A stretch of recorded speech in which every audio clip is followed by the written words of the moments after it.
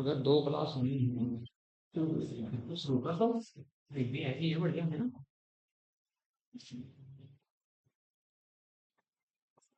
महिमा चल बेटा, शुरू कर। देखो, आ, अगर स्ट्रक्चर ऑफ सुक्रोज देखो आप।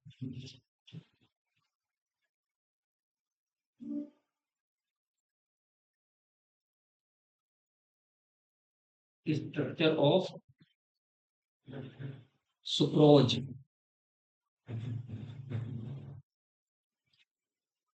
स्ट्रक्चर ऑफ सुक्रोज में आपको देखना बेटा, C12H22 O11 है। हाइड्रोलाइसिस करते हैं बेटा इसका, C6H12O6 plus C6H12O6 alpha D glucose beta D fructose, यानी सुक्रोज हाइड्रोलाइसिस पर आपका याद रखना है ये। सुक्रोज हाइड्रोलाइसिस पर तेरा क्या, alpha D glucose beta D fructose है ना। Alpha D glucose beta D fructose, चाहे आगे आना चाहो आगे आना लेना चाहिए नहीं। ठीक है, दिख रहा है। तो अल्फा, ये याद रखना कि sucrose on hydrolysis gives alpha D glucose and beta D fructose. तो यानी स्ट्रक्चर्स ऑफ सुक्रोज जो हमें बनानी बनानी किससे, इनसे बनानी, इससे और इससे बनानी है। ये कैसे आपस में कनेक्टेड होंगे, अल्फा डी ग्लूकोज और बीटा डी फ्रुक्टोज यहाँ पे कनेक्टेड कैसे होंगे आपको याद रखना। अल्फा डी ग्लूकोज की स्ट्रक्चर क्या थी बेटा, यहाँ H, ये OH, ये आपका OH, OH CH2OH आपका, यहाँ पर आपका OH है ये। तो ये तो आपका alpha D glucose, beta D fructose अगर लिखना है तो यहाँ पर आपका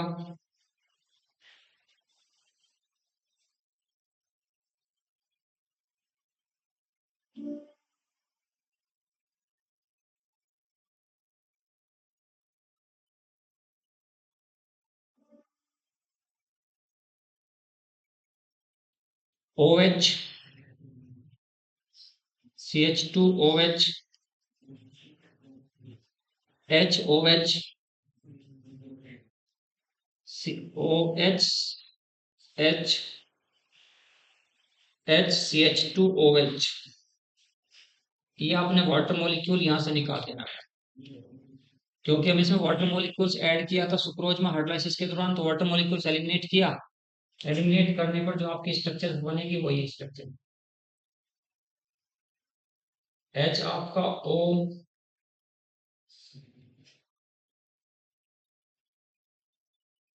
ये आपका CH2OH, यहाँ पर आपका H, ये OH OHH,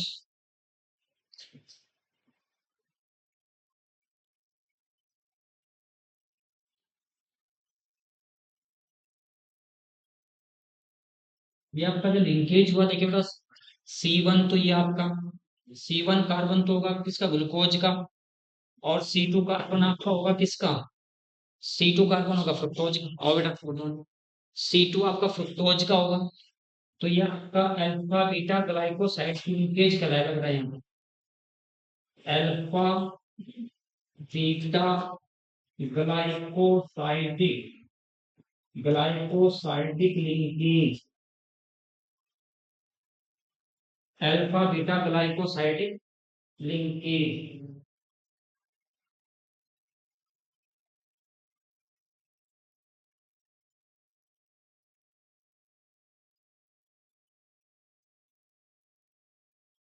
एक बार हटा के दोबारा बता रहा हूँ बेटा स्ट्रक्चर आप लोगों का ना, एक बार देखो समझो इसको ध्यान से।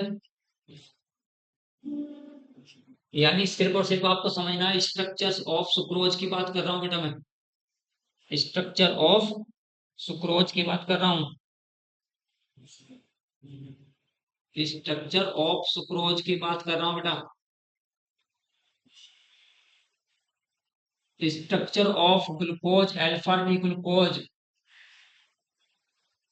ये आपका एच ओ एच, यहाँ पर आपका एच ओ एच, ये आपका O H H, H O H आपका H C H two O H, याद रखना कि अल्फा डी ग्लूकोज है। अल्फा डी ग्लूकोज, इसी के नीचे लिखना आपको बीटा डी फ्रुक्टोज बेटा, beta D fructose. O H यहाँ तो C H two O H ये, और आपका ओ एच यहाँ तो एच यहाँ, आपका H O H, H C H two O H आपका।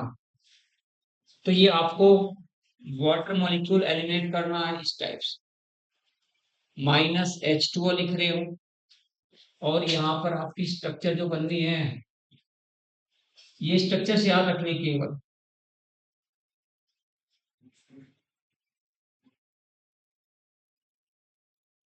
C H two O H, O H H, H O H, H आपका C H two O H आपका,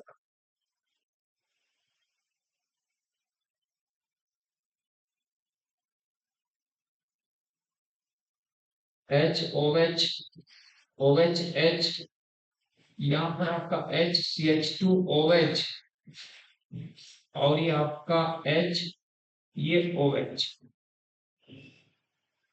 लिंकेज याद रखना कि लिंकेज किस किस के बीच में हो, अल्फा बीटा ग्लाइको साइडिक, साइडिक linkage, alpha beta glycosidic linkage. देखो ध्यान से पॉइंट, केवल आपके सिलेबस में स्ट्रक्चर्स ऑफ ग्लूको सुक्रोज है, स्ट्रक्चर्स ऑफ आपकी माल्टोज है। कभी कभी क्वेश्चन से पूछा जाता है ना, क्या क्वेश्चन पूछा था, क्वेश्चन पूछा जाता है आपसे, sucrose on hydrolysis, sucrose on hydrolysis gives, देखिए क्या क्या पूछा जाता है। एक ऑप्शन हो गया आपका alpha D glucose, B option हो गया आपका, आपका जो बी ऑप्शन है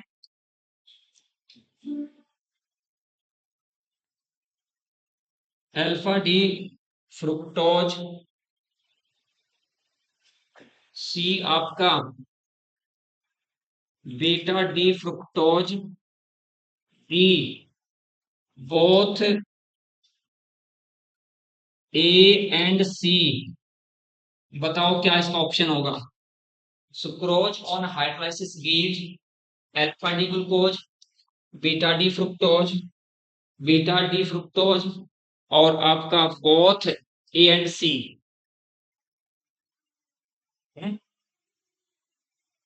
ऑप्शन बड़े लिखने, यानी मैंने लिखा है यहाँ पे sucrose on hydrolysis gives, sucrose लिखा हुआ, अच्छा मैं थोड़ा साफ साफ करके लिखूंगा, सुक्रोज ऑन हाइड्रोलाइसिस,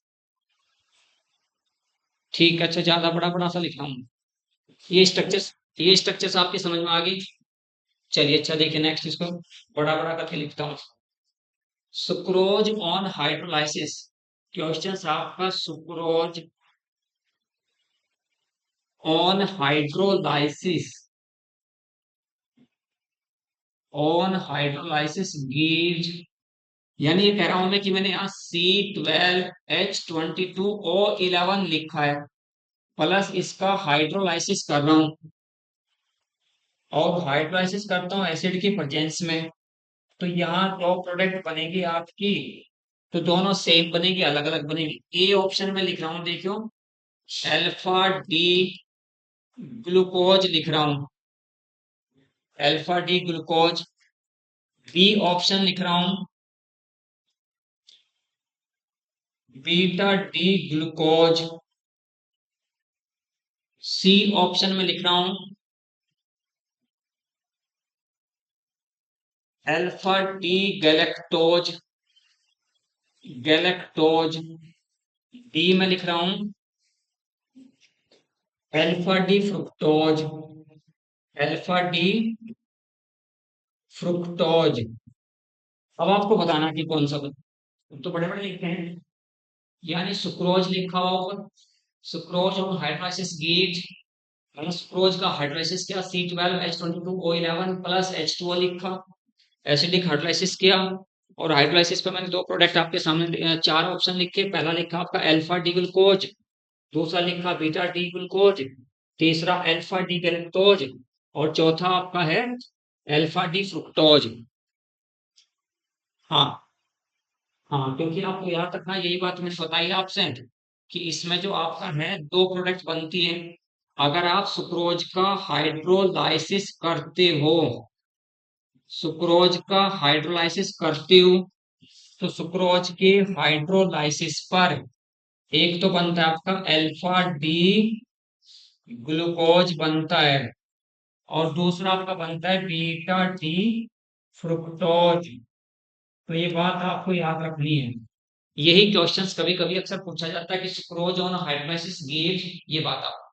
फिर रही बात स्ट्रक्चर्स की, ये लिंकेज कौन सा लिंकेज होगा, यानी अल्फा डी ग्लूकोज का तो C1 carbon of alpha D glucose and C2 carbon of beta D fructose आपस में लिंक होंगे। और लिंक किसके द्वारा होंगे, अल्फा और अल्फा बीटा ग्लाइकोसाइडिक लिंकेज से।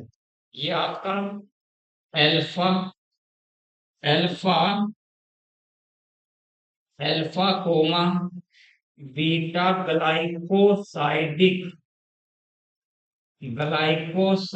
लिंकेज, ये बात आपको याद रखनी है। क्योंकि लिंकेज पूछा जाता है कौन कौन सा, यानी इसमें आपस में जो लिंक हुए हैं ग्लूकोज का कौन सा कार्बन और फ्रुक्टोज का कौन सा carbon.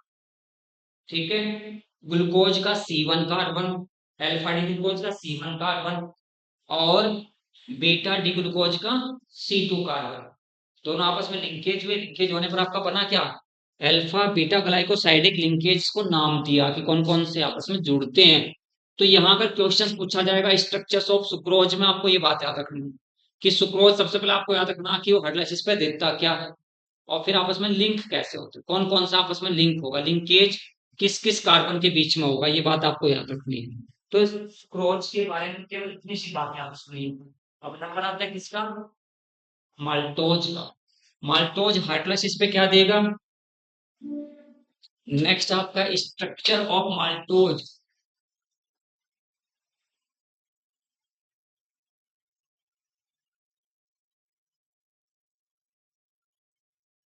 Structure of structure of maltose बेटा, स्ट्रक्चर ऑफ माल्टोज।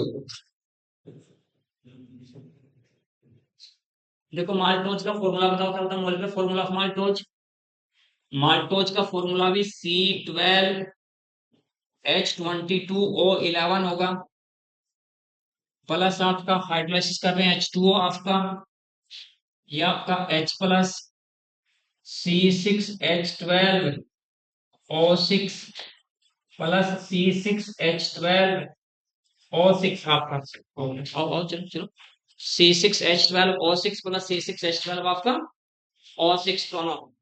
देखिए आपका ये क्या है, maltose, molecular formula of maltose है। क्या बनेगा आपका माल्टोज का ये, यानी माल्टोज आपको याद रखना हाइड्रोलाइसिस पर क्या देगा। देखो मैं क्वेश्चंस लिख रहा हूं यहाँ पर, maltose on hydrolysis give, questions लिख रहा हूं, maltose on hydrolysis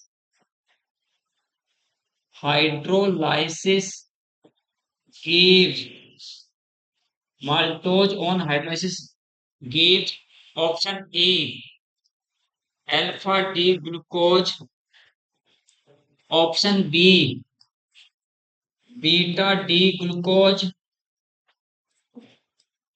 option C alpha D fructose, alpha D fructose, option D beta D fructose. बताओ भाई साहब से क्वेश्चन आप लोग शायद पहली बार देखते हैं देखिए। हाँ फर्स्ट टाइम है। हाँ सेकेंड डाइसैकेराइड्स का मतलब दो सैकेराइड्स which lead to units of monosaccharides hydrolysis। यानी डाइसैकेराइड उन्हें कहते हैं जो हाइड्रोलाइसिस पर मोनोसैकेराइड की दो यूनिट देते हैं। अगर हमारे पास जैसे ही डाइसैकेराइड है, क्योंकि ये मोनोसैकेराइड है, ये C6H12O6 मोनोसैकेराइड है, ये भी मोनोसैकेराइड है। तो दो यूनिट मोनोसैकेराइड की मिली है, किसके, इसके हाइड्रोलाइसिस पर। और ये मैंने लिखा हुआ माल्टोज। तो माल्टोज के जल अपघटन पर दो यूनिट मिलती है मोनोसैकेराइड की। मोनोसैकेराइड शुगर उसे कहते हैं जिसका हाइड्रोलाइसिस नहीं होता। Those carbohydrate which is not hydrolysed, जिनका जल अपघटन नहीं होता, उन्हें कहते हैं मोनोसैकेराइड्स। मोनो का मतलब एक सैकेराइड, सैकेराइड बनता सेक्रम से, शक्कर से बनता वर्ड है सैकेराइड्स आपका। तो यहाँ मैंने लिखा है कि माल्टोज का अगर आप हाइड्रोलाइसिस करते हैं तो 2 यूनिट्स ऑफ मोनोसैकेराइड्स आपको मिली हैं। मैंने पूछा कि ये दोनों आपकी क्या है, तो ये दोनों की दोनों आपकी, ये भी अल्फा डी ग्लूकोज है महिमा, और ये भी आपका अल्फा डी ग्लूकोज है। तो याद रखना कि अगर आप सुक्रोज का हाइड्रोलाइसिस कर रहे थे तो वहां आप सुक्रोज के हाइड्रोलाइसिस पर क्या करना था, alpha D glucose and beta D fructose. कि सुक्रोज हाइड्रोलाइसिस पर क्या देगा। अगर सुक्रोज का हाइड्रोलाइसिस करेंगे, सुक्रोज का फॉर्मूला भी यही होता है, C6H12O6 होता है। अगर आप सुक्रोज का हाइड्रोलाइसिस कर रहे हो तो सुक्रोज हाइड्रोलाइसिस पे क्या देगा, याद रखना। अगर यहाँ माल्टोज की जगह सुक्रोज कर देता हूँ तो alpha D glucose and beta D fructose. But मैंने लिखा है यहाँ पर माल्टोज। अगर आप माल्टोज का हाइड्रोलाइसिस करते हैं तो माल्टोज हाइड्रोलाइसिस पर केवल अल्फा डी ग्लूकोज ही देगा। तो दोनों के नीचे मैंने क्या लिखा, अल्फा डी ग्लूकोज। फिर क्वेश्चन आपके पास आ जाता है कि माल्टोज ऑन हाइड्रोलाइसिस गिव्स, अगर माल्टोज का हाइड्रोलाइसिस करते हैं तो क्या आपको मिलेगा। तो मिलता क्या आपका, alpha D glucose and beta D, sorry alpha D glucose only alpha D glucose obtained on the hydrolysis of maltose। तो इतनी सी बात है, हम इंजीनियर सब करके चलो, कोई बड़ी बात नहीं। तो इसका ऑप्शन ये आपका। तो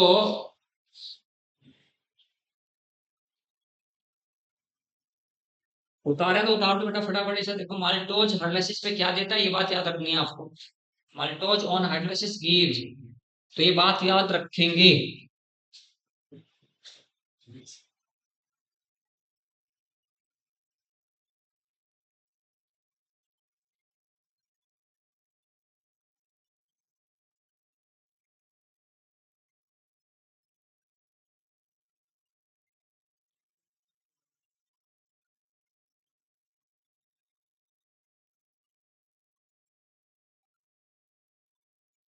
आओ। लाइट वाइट नहीं है कहीं, यहाँ है लाइट लगाने से भी तो काम नहीं कर रहा है।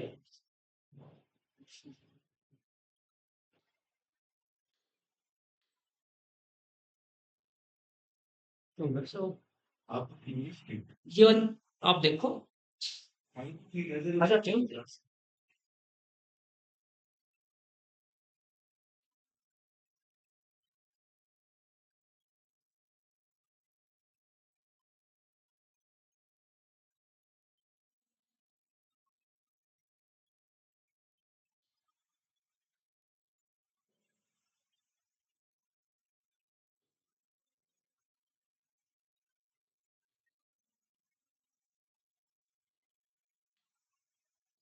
नेक्स्ट एक बड़ा पॉइंट है, इसकी स्ट्रक्चर सोचते हैं कैसे। देखिए किस किस कार्बन के बीच में लिंकेज होगा, देखना है कैसे कैसे कौन कौन सा कार्बन आपस में लिंक होगा। इन दोनों यूनिट आपस में ज्वाइंट होंगी है, ये यूनिट दोनों आपस में जुड़ेंगी। यानी याद रखना कि सी वन कार्बन तो एक ग्लूकोज यूनिट का होगा, C4 आपका दूसरी ग्लूकोज यूनिट का होगा। किस किस के बीच में, महिमा का क्वेश्चन पुटअप किया जाता है, यही पूछा जाता है कि माल्टोज में अल्फा डी ग्लूकोज की यूनिट आपस में लिंक होती है, कैसे लिंक होती है। तो मैं कह रहा हूं कि एक अल्फा डी ग्लूकोज का C1 कार्बन, दूसरे अल्फा डी ग्लूकोज का C4 carbon, C1 and C4 carbon के बीच में लिंकेज होगी। और लिंकेज भी आ जाओ। आज आप लोगों को पता नहीं था शायद कि मैं चलो।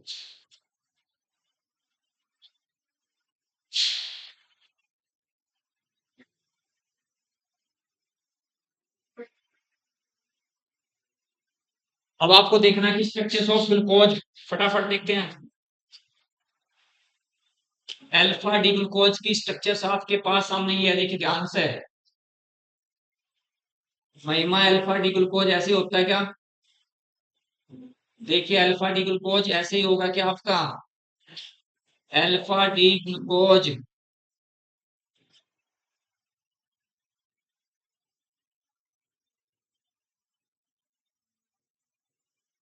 CH2OH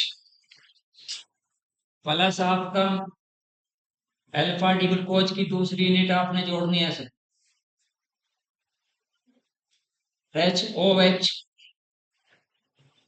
HOH, OHH, HOH, HCH2OH। ये कार्बन नंबर फर्स्ट है, 1 2 3 4, ये आपका 5, तो ये आपका 6, 6 कार्बन हुए आपके। ओ बेटा, ये कार्बन नंबर आपका 1 2 3, ये आपका 4, यहाँ 5 है, तो ये आपका 6 है, कार्बन नंबर आपका 6। तो देखिए मैंने H2, आओ बेटा आओ, चलो जल्दी चलो, आओ आओ, आओ, 24 सीख रहा है। चलिए स्लाइड पे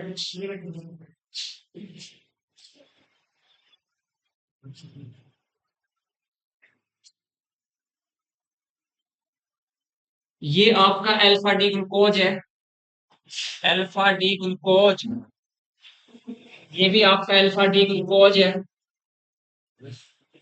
दोनों अल्फा डी ग्लूकोज है। मैंने क्या कहा? मैंने कहा कि इसका तो C1 कार्बन इस अल्फा डी ग्लूकोज का, इसका मैंने कहा C4 कार्बन, और इनके बीच में लिंकेज होगी। उस लिंकेज को मैं क्या लिख रहा हूं? Alpha glycosidic, alpha glycosidic linkage, alpha glycosidic linkage होनी है किस किस के बीच में? देखो देखो बड़ा ध्यान से, मैं क्या कर रहा हूं, मेरे पास था माल्टोज, सुक्रोज की स्ट्रक्चर्स में बता चुका हूँ, स्ट्रक्चर्स ऑफ माल्टोज स्टडी कर रहे हैं, स्ट्रक्चर्स ऑफ माल्टोज। तो मैंने इनसे बताया अभी अभी कि माल्टोज का फॉर्मूला C12H22O11 होता है बेटा।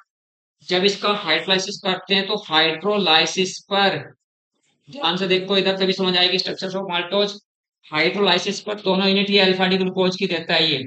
ये आपके पास C6H12O6 बना है, 2 यूनिट बनी है ये अल्फा डी ग्लूकोज की, इसका नाम आपका alpha D glucose, alpha D glucose की 2 यूनिट बना रहा है ये। देखो ध्यान से, मैंने क्या कहा, C12H22O11 आपके पास माल्टोज है। यहाँ समझ नहीं आएगी पूछ सकते हैं आप वहां बेटा, नहीं यहाँ C12H22O11 माल्टोज है, माल्टोज का फॉर्मूला है, माल्टोज का जल अपघटन कर रहा हूँ, हाइड्रोलाइसिस कर रहा हूँ, माल्टोज का जल अपघटन का बनता है C6H12O6 बनता है। मैंने कहा 2 यूनिट बनी किसकी? अल्फा डी ग्लूकोज की, दोनों यूनिट अल्फा डी ग्लूकोज की मैंने यहाँ लिखी है, अल्फा डी ग्लूकोज ये लिखा है, अल्फा डी ग्लूकोज मैंने ये लिखा है, दोनों यूनिट अल्फा डी ग्लूकोज की मैंने लिख दी यहाँ। फिर मैंने क्या किया कि मैंने इसको एक वाटर मॉलिक्यूल दिया था, जब हाइड्रोलाइसिस कर रहा था वाटर मॉलिक्यूल दिया। अब मैंने यहाँ से वाटर मॉलिक्यूल्स को हटाना है, यहाँ पर -H2O करना है। तो मैं क्या कह रहा हूँ कि यहाँ से तो मैंने OH निकाला, इधर से H निकाला, यानी फर्स्ट ग्लूकोज यूनिट से मैंने H निकाला, सेकंड ग्लूकोज यूनिट से मैंने OH निकाला, क्या निकाल दिया? H2O। मैंने कहा कि C1 लिंकेज किस किस कार्बन के बीच में हुई? C1 तो फर्स्ट ग्लूकोज यूनिट का है, और C4 आपका चौथा कार्बन दूसरे ग्लूकोज यूनिट का है। तो यहाँ पे जो स्ट्रक्चर्स ऑफ माल्टोज बनेगी वो स्ट्रक्चर्स आपकी ये बन जाएगी। यहाँ पर आपका लिंकेज ये बना है, H आपका HOH, HOH, ये आपका H, तो ये OH, ये H, ये OH है तो ये H है, ये H है तो ये आपका CH2OH है। यहाँ पर आपका HOH, ये आपका OH, तो ये H,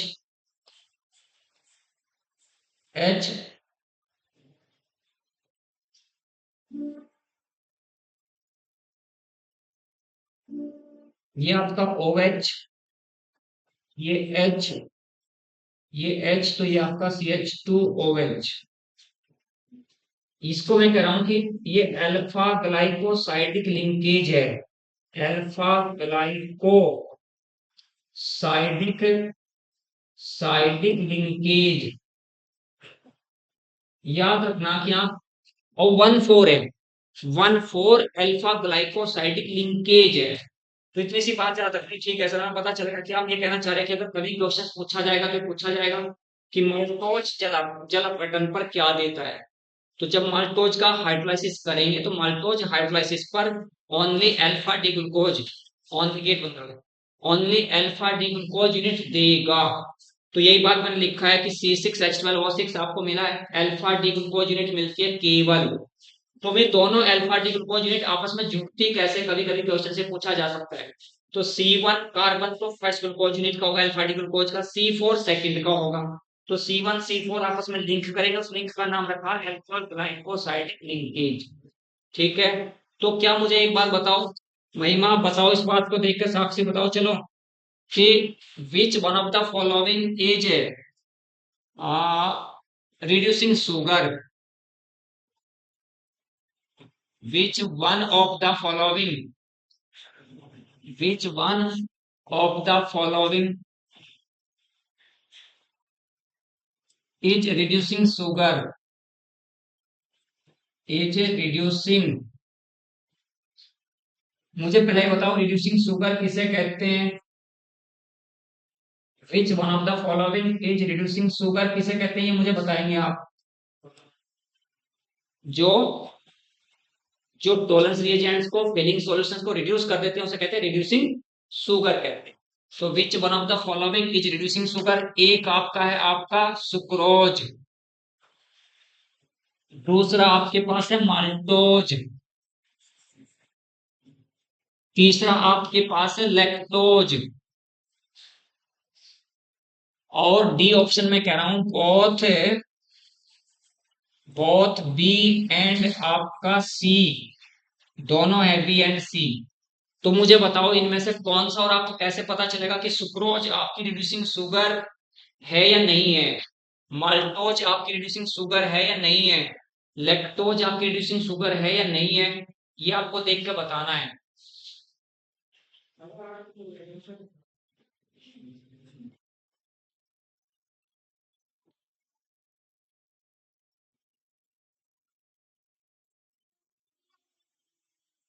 ऑप्शन डी है। अच्छा ये बताओ मुझे, सुक्रोज इज नॉट, ये रिड्यूसिंग शुगर नहीं है। अभी मैंने कहा कि माल्टोज भी रिड्यूसिंग शुगर है और लैक्टोज भी रिड्यूसिंग शुगर है। माल्टोज की अभी अभी आपने स्ट्रक्चर पढ़ी है, दोबारा बना देता हूँ, देखो स्ट्रक्चर्स आपने पढ़ी है अभी, माल्टोज की स्ट्रक्चर्स, ये वाली स्ट्रक्चर्स आपकी माल्टोज की स्ट्रक्चर्स है।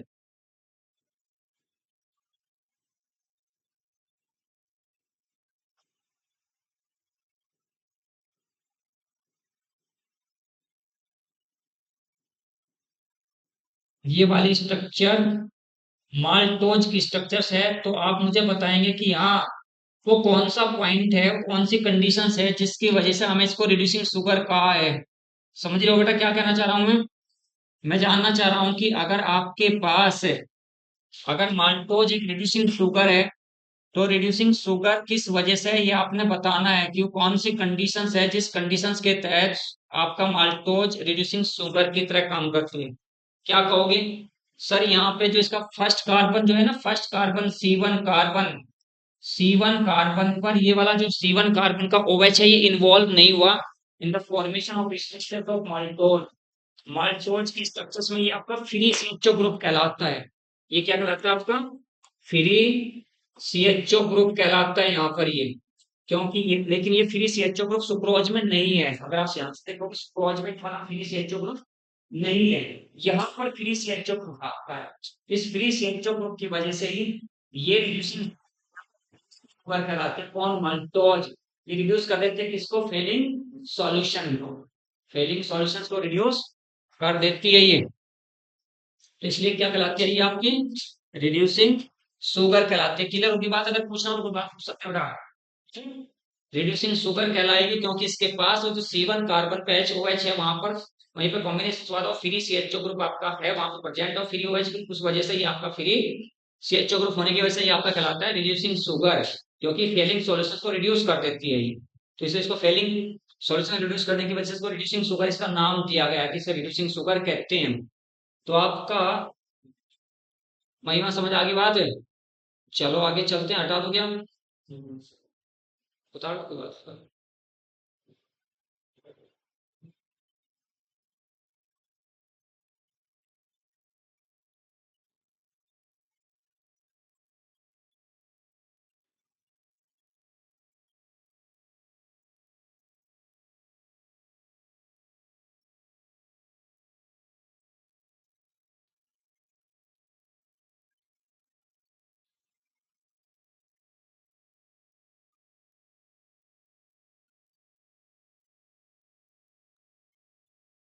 बायोमोलिक्यूल्स तो आप लोगों के पास कार्बोहाइड्रेट छोड़ के बाकी तो सारे बायो में आपके पास है, ये बाकी तो सारे, चाहे अमीनो एसिड्स हैं, चाहे प्रोटीन्स है, चाहे विटामिन एसिड्स हैं, चाहे आपके न्यूक्लिक एसिड है, तो वहां पे है आपके पास।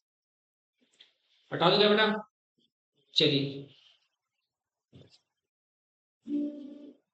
Lactose, structure of lactose, lactose का फॉर्मूला बताओ क्या होता है, C12H22O11, इसका हाइड्रोलाइसिस कर रहा हूं, अब बेटा हाइड्रोलाइसिस कर रहा हूं इसका, हाइड्रोलाइसिस पर क्या क्या बनेगा बताओ फटाफट महिमा। ये आपके पास लैक्टोज है, ये आपके पास लैक्टोज है, लैक्टोज का हाइड्रोलाइसिस कर रहा हूं।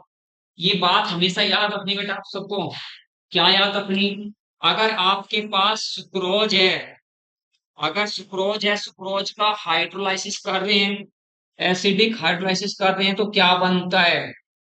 अगर आपके पास माल्टोज है, माल्टोज का आप एसिडिक हाइड्रोलाइसिस कर रहे हो, तो आपका क्या बनता है।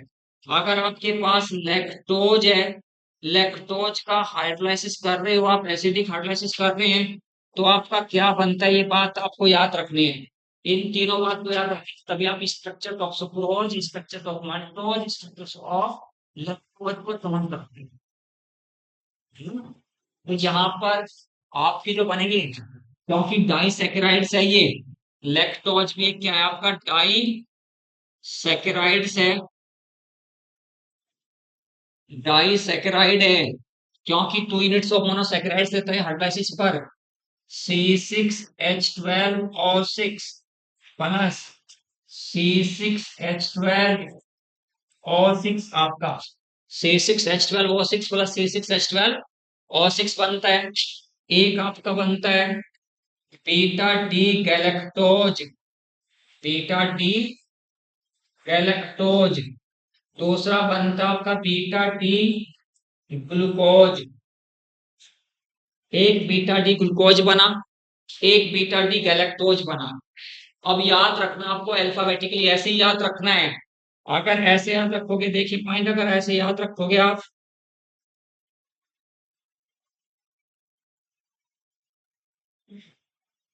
अगर बाई चांस देखिए मैं इसकी दो स्ट्रक्चर्स बना रहा हूं, दोनों में से आपको बताना सही स्ट्रक्चर्स कौन सी होगी, सही स्ट्रक्चर्स कौन सी होगी। देखो दो स्ट्रक्चर बना रहा हूं मैं, आपने याद रखना है कि लैक्टोज हाइड्रोलाइसिस पर बीटा डी गैलेक्टोज और बीटा डी ग्लूकोज बनाएगा, ये बात आपको याद है।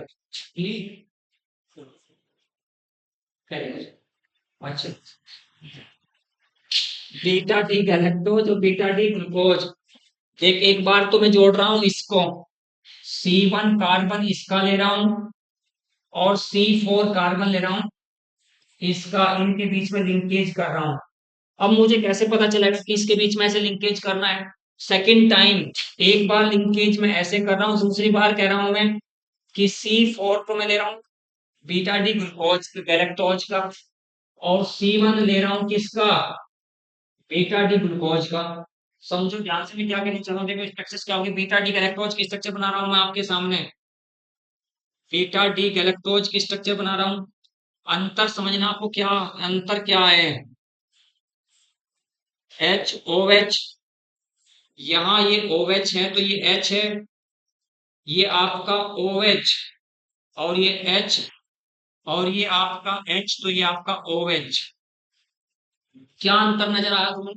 यानी बीटा डी ग्लूकोज की अगर मैं आपसे स्ट्रक्चर्स कहूं कि बीटा डी ग्लूकोज की स्ट्रक्चर बनाओ, तो बीटा डी ग्लूकोज और बीटा डी गैलेक्टोज में क्या अंतर है। पहले बीटा डी ग्लूकोज की स्ट्रक्चर बना रहा हूं, देखो आपके सामने मैं बीटा डी ग्लूकोज की स्ट्रक्चर बना रहा हूं बेटा। ये स्ट्रक्चर्स जो आपकी है ये बीटा डी ग्लूकोज है। क्या है ये, बीटा डी ग्लूकोज। अब मैंने क्या किया है, अब मैं यहाँ पर इसको हटा रहा हूं। क्या किया देखो ध्यान से, मैं कर क्या रहा हूं, यहाँ पर मैंने OH कर दिया, यहाँ पर मैंने H कर दिया। तो C4 कार्बन पर HOH की पोजीशंस में अंतर है। कौन से कार्बन पर, C4 कार्बन, चौथे कार्बन, चौथे कार्बन पर HOH की पोजीशंस में डिफरेंस। अगर OH नीचे करूंगा H ऊपर करूंगा तो क्या हो जाएगा, बीटा डी ग्लूकोज। बट ये हो गया कि आपका बीटा डी गैलेक्टोज हो गया। अब यहाँ मैंने इसको जोड़ना है प्लस करके, दूसरा, दूसरा आपका क्या लेना है मैंने, देखो ध्यान से, क्या है दूसरा, एक बीटा डी गैलेक्टोज है तो दूसरा आपका बीटा डी ग्लूकोज है। ये आपका OH हुआ, ये H, ये H तो OH, ये आपका OH तो ये H, और यहाँ आपका H तो ये आपका OH। दोनों स्ट्रक्चर्स में डिफरेंस आपको समझ आ रहा होगा अच्छे से। लेकिन वहां पर थोड़ा सा कंफ्यूजन क्या होता है कि ये 1 कार्बन, ये सेकंड कार्बन, ये थर्ड कार्बन, ये फोर्थ कार्बन, और यहाँ पर आपका ये फिफ्थ कार्बन, और यहाँ पर CH2OH का आपका ये सिक्स्थ कार्बन है। अब यहां से आपने,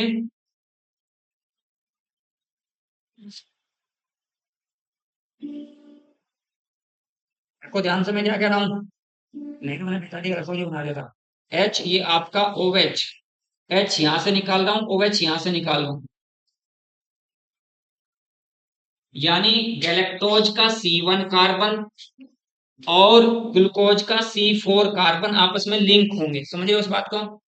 तो लिंकेज का नाम क्या होगा ये मुझे बताएंगे आप लोग। तो मैं इसको लिंक कर रहा हूं आपस में, देखिए इनको लिंक कर रहा हूं। तो यहां पर आपका O, इस लिंकेज का नाम क्या होगा, beta glycosidic linkage, beta glycosidic linkage, क्योंकि दोनों बीटा बीटा है, यानी दोनों बीटा डी, एक बीटा डी ग्लूकोज है तो एक बीटा डी आपका गैलेक्टोज। एक स्ट्रक्चर तो आपकी ये बनी। अगर आपके सामने दूसरी स्ट्रक्चर्स आपके ये आ जाए भाई, देखो ध्यान से, अब आप मुझे बताएंगे कि कौन सी स्ट्रक्चर्स आपकी ठीक होगी। यहाँ पर आपका OH है, ये आपका H है, ये H तो ये OH, ये आपका OH है तो ये आपका H है, ये आपका H है तो ये OH है, H आपका CH2OH, प्लस में लिख रहा हूं यहाँ पर बीटा डी गैलेक्टोज, ये आपका OH है तो ये H है, H है तो OH है, यहाँ OH, ये H, यहाँ OH तो ये H, यहाँ आपका H हो गया तो ये आपका CH2OH। वही अगर मैं यहां से निकालता हूं, ये OH एक H निकाल देता हूं और एक निकाल देता हूं OH। समझ रहे हो क्या कह रहा हूं। अगर इन दोनों को निकाल देता हूं तो यहाँ पर लिंकेज आपका कौन सा हो जाएगा, अल्फा ग्लाइकोसाइडिक लिंकेज हो जाएगा आपका, अल्फा ग्लाइकोसाइडिक लिंकेज बनेगा। एक में तो बना बीटा ग्लाइकोसाइडिक लिंकेज, तो ये बात याद रखनी है कि मल्टोज के, सॉरी लैक्टोज के अंदर बीटा ग्लाइकोसाइडिक लिंकेज होता है, और माल्टोज के अंदर अल्फा ग्लाइकोसाइडिक लिंकेज होता है। तो ये बात भी याद रखनी। अब ये वाली स्ट्रक्चर सही है, ये तो मैंने क्या कहा, पहली जो स्ट्रक्चर बनाई C1 of beta D galactose and C4 of beta D glucose के बीच में लिंकेज कराया है, समझा है यहाँ पर, इसके और इसके बीच में। दूसरा मैंने C4 तो बीटा डी गैलेक्टोज का लिया, C4 तो ये वाला है C4, और C1 किसका, यानी C4 इसका लिया, C1 इसका लिया। तो अलग अलग क्या कहोगे लिंकेज किस किस के बीच में हो रहा है, ये बात आपको समझनी है। लिंकेज किस किस के बीच में हो रहा है ये बताना चाह रहा हूँ, बहुत ज्यादा तो बड़ी। लिंकेज किस किस के बीच में हो रहा है ये बात आपको याद रखनी है। हम्म ये इसका C1 हो गया, और इसका ये क्या हो गया, यानी इसका ये C4 हो गया। ये मैंने इधर क्या लिखा, बीटा ग्लाइकोसाइड लिंकेज, इधर क्या लिखा, बीटा डी ग्लूकोज लिखा, बीटा ग्लूकोज लिखा। तो क्वेश्चंस अगर वहां से इतना सा आ जाए तो कंफ्यूज हो जाएगा, नहीं हो जाएगा, कि वहां पे क्वेश्चन से ही पूछा जाएगा कि लैक्टोज में C1 ऑफ गैलेक्टोज है या C1 ऑफ ग्लूकोज है। लिंकेज होना है C1 of galactose and C4 of beta D glucose. दूसरी बात मैं कह रहा हूं कि ये वाला लिंकेज इस टाइप से लिंकेज होगा या उस टाइप से, दोनों लिंकेज आपके सामने लिखे हैं। तो मैंने जब कभी स्टूडेंट्स हुआ करता था, और आप भी कैसे याद रखते हैं कि अगर अल्फाबेटिकली देखते हैं, आपका अल्फाबेटिकली गैलेक्टोज, गैलेक्टोज पहला था, डीमोज बाद में आता है। तो गैलेक्टोज पहले, तो गैलेक्टोज जो पहला आया उसका पहला नंबर, जो बाद में आया उसका चौथा नंबर। अगर इस टाइप से माइंड में सेट करके ना जाए तो हमें नहीं पता चलेगा कि बीटा डी गैलेक्टोज के C1 पे और बीटा डी ग्लूकोज के C4 पे लिंकेज हो रहा है, या C1 यानी ये वाला लिंकेज हो रहा है या ये वाला लिंकेज हो रहा है। आप समझ नहीं पाएंगे अगर वहां पर आपसे क्वेश्चंस बना के मैं ये ऑब्जेक्टिव दे दूं कि बताओ आप लैक्टोज में लिंकेज किस किस के बीच में हो रहा, तो नहीं पता चलेगा। ठीक है, एक बात याद रखनी है आपकी, सुक्रोज को छोड़कर माल्टोज लैक्टोज दोनों क्या है, रिड्यूसिंग शुगर है दोनों के, क्योंकि इनके पास फ्री ये वाला, इस कार्बन पर यहाँ भी आपका, ये भी आपका क्या है, फ्री CHO ग्रुप है। तो इस वजह से आपका ये भी फेलिंग सॉल्यूशंस को क्या करेगा, रिड्यूस करेगा, कौन, लैक्टोज भी। तो structure of lactose, structure of lactose में एक रिड्यूसिंग शुगर है, किस किस के बीच में लिंकेज हुआ ये बात याद रखना। स्ट्रक्चर्स इतनी बड़ी आपके पास नहीं आती, नहीं पूछता, एक बार नीट में पूछी गई थी स्ट्रक्चर्स भी, मतलब थोड़ी ज्यादा बड़ी हो जाती है, लिंकेज पूछता है कि सुक्रोज में कौन सा लिंकेज है, अल्फा बीटा ग्लाइकोसाइडिक लिंकेज है सुक्रोज के अंदर। माल्टोज के अंदर कौन सा है, माल्टोज हाइड्रोलाइसिस पर केवल अल्फा डी ग्लूकोज ही देता है, तो वहां अल्फा ग्लाइकोसाइड लिंकेज हो जाएगा। और लैक्टोज हाइड्रोलाइसिस पर क्या देता है, beta D galactose and beta D glucose देता है। तो इसके बीच में जो लिंकेज हुआ है आपका यहाँ वाला, ये इस लिंकेज को मैं कह रहा हूं, ये आपका बीटा ग्लाइकोसाइडिक लिंकेज कहलाएगा। 1,4 भी कहते हैं कभी, 1,4 ग्लाइकोसाइडिक लिंकेज। 1 तो हो गया आपका गैलेक्टोज का, 4 हो गया आपका ग्लूकोज का, तो 1,4 ग्लाइकोसाइडिक लिंकेज भी इसका। कुछ पूछना हो तो बताओ फिर आगे चलते। महिमा को पूछना है, नहीं पूछना। नेक्स्ट चलते हैं, स्ट्रक्चर ऑफ स्टार्च के बारे में बताओ आप, स्टार्च क्या देगा हाइड्रोलाइसिस पर, स्ट्रक्चर ऑफ स्टार्च बताओ, स्टार्च हाइड्रोलाइसिस पर क्या देता है। आपके पास स्टार्च का फॉर्मूला क्या है, C6H10O5 whole N plus NH2O, और यहाँ आप कर रहे हैं हाइड्रोलाइसिस, अल्फा डी ग्लूकोज मिलेगा या beta D glucose, alpha D glucose मिलेगा या बीटा डी ग्लूकोज। एक आपका अल्फा डी ग्लूकोज है, या और करके कह रहा हूं मैं बीटा डी ग्लूकोज।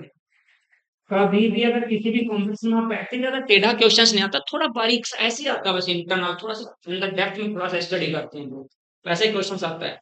तो ये आपके पास स्टार्च है, स्टार्च का आपने हाइड्रोलाइसिस किया, हाइड्रोलाइसिस करने पर अल्फा डी ग्लूकोज मिलेगा या बीटा डी ग्लूकोज मिलेगा, मिलेगा तो ग्लूकोज ही।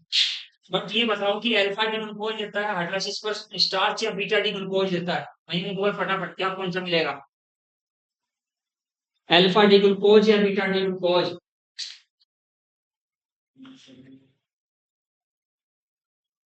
ग्लूकोज बनता कौन कौन से पोर्शन होते हैं ग्लूकोज में, एक होता है आपका एमाइलोज, एक होता है आपका एमाइलोपेक्टिन।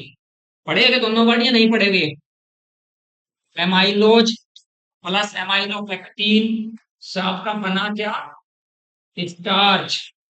इसमें कितना होता है ये आपका 15 से 20% आपका एमाइलोज और 80 से 85% आपका 80 से 85% आपका amylopectin. Amylose amylose water soluble है आपका।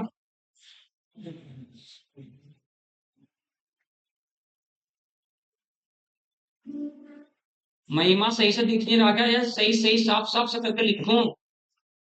हैं? समझ आ रहा क्या? ये वाटर सॉल्युबल है। वाटर सॉल्युबल आपका है। ये इनसॉल्युबल है आपका।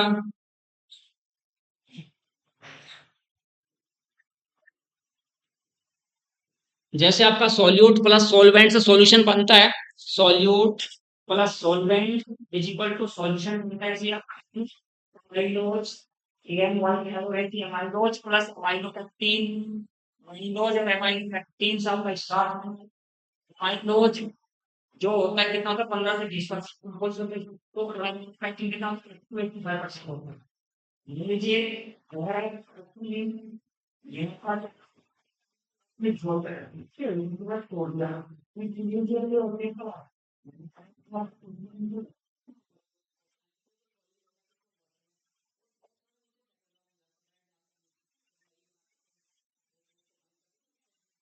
तो जो नीचे बैठ जाता है वो कौन सा क्वेश्चन है आप। लेकिन वो ज्यादा है। वो 80 है और लेकिन दोनों की दोनों यूनिट चाहे एमाइलोज की बात करूं चाहे एमाइलोपेक्टिन की बात करूं। एमाइलोज भी कंपोज होता है अल्फा डी ग्लूकोज से। और ये भी आपका alpha D glucose.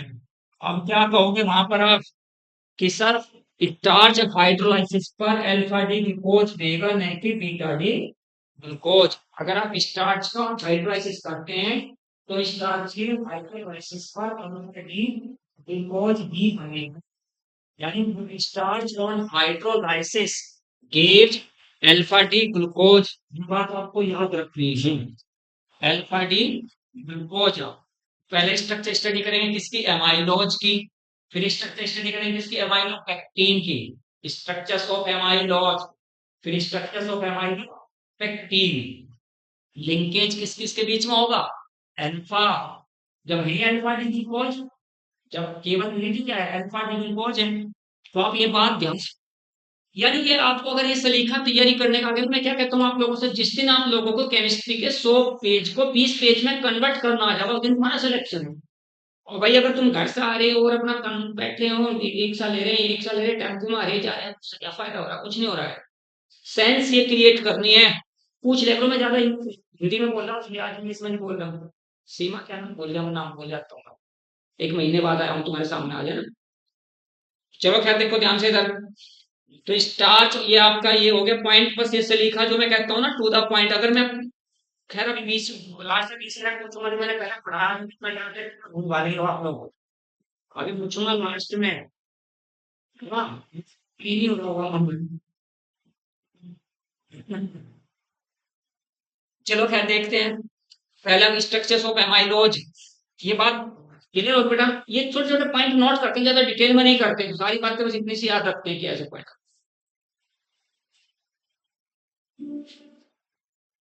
Amylose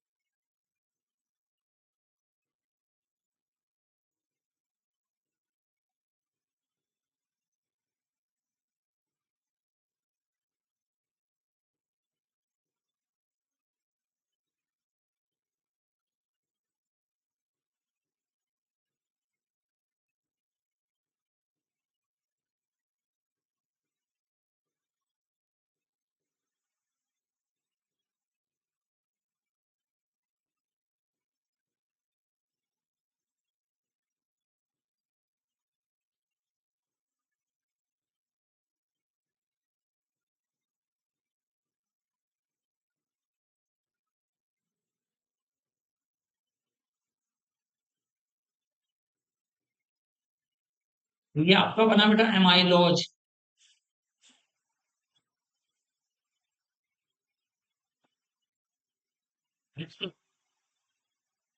polymer atomic side जो जुड़ेगी वो साइड जुड़ेगी अल्फा डी ग्लूकोज की और भी आपस में जुड़ेगी पॉलीमर हो गए एक फॉर्मूला जुड़ेगी। तो ये जो भी दिखाई साफ है। फिर मोनोमेरिक कैसे बनेगा आपका एमाइलोज की स्ट्रक्चर्स आपको याद रखने की एमाइलोज कैसे बना फिर एमाइलोज इसके ऊपर ही एमाइलोपेक्टिन देखें यहाँ पर अगर ये यूनिट आपकी यानी C6 कार्बन पर है और यहाँ पर मैं इधर ऐसे जोड़ता जा रहा हूँ देखो ध्यान से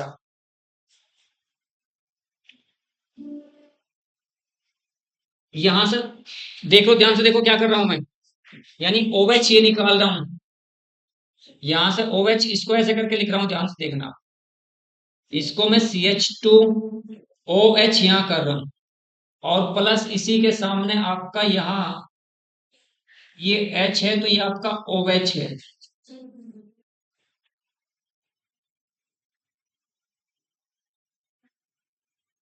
HOH ये OH तो ये H इधर आपका जुड़ता चला जाना ये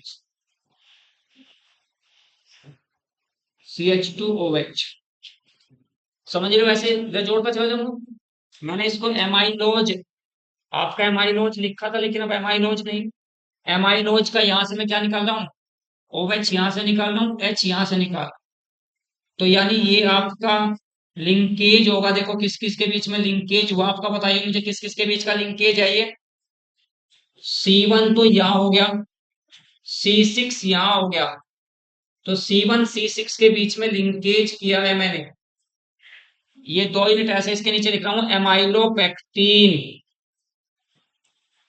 एमाइलोपेक्टिन एनसीईआरटी जब उठा के देखते हैं तो पहले एमाइलोज की एमाइलोज की स्ट्रक्चर बनाओ और एमाइलोज की स्ट्रक्चर के ऊपर दूसरे एमाइलोज की स्ट्रक्चर बनाओ दोनों को जोड़ना कहां पर C1 तो एक एमाइलोज यूनिट और C6 दूसरी एमाइलोज यूनिट को आपस में जोड़ना है जोड़ने में बनेगा क्या आपका एमाइलोपेक्टिन ये बात याद रखने की एमाइलोपेक्टिन आपका क्या है वाटर इनसॉल्युबल है और एमाइलोज आपका वाटर सॉल्युबल है दोबारा बताओ बेटा ये समझ आ गई बात है ना बिल्कुल सिंपल सी बात है आपको पहले एमाइलोज की स्ट्रक्चर बनानी आनी चाहिए एमाइलोज में आपका C1 C4 के बीच में लिंकेज होगा C1 एक ग्लूकोज यूनिट है C4 आपकी दूसरी ग्लूकोज यूनिट उनके बीच में लिंकेज होगा बहुत से आपके अल्फा डी ग्लूकोज यूनिट आपस में जुड़ेंगी पॉलीमर बनाएंगे बहुत सारी यूनिट आपस में जुड़ती हैं तो पहले एमाइलोपेक्टिन आपको दोनों को जब कंपोज करते हैं दो एमाइलोज यूनिट दो लिखो ऊपर नीचे करके लिखो ऐसे C1 एक यानी C1 एक एमाइलोज यूनिट का है और C6 दूसरी एमाइलोज यूनिट का है C1 C6 के बीच में जो लिंकेज होगा उससे मिलेगा आपको एमाइलोपेक्टिन सीमा ठीक है बेटा चलिए आगे देखिए